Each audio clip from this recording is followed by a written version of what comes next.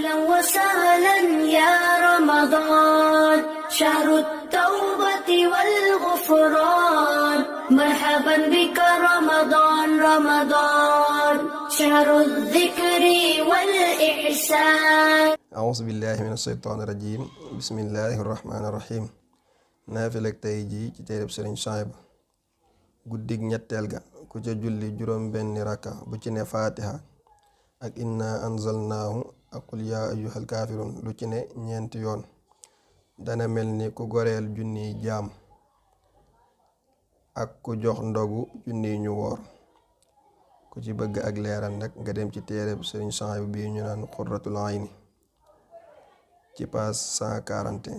أهلا وسهلا يا رمضان، شهر التوبة والغفران، مرحبا بك رمضان رمضان، شهر الذكر والإحسان.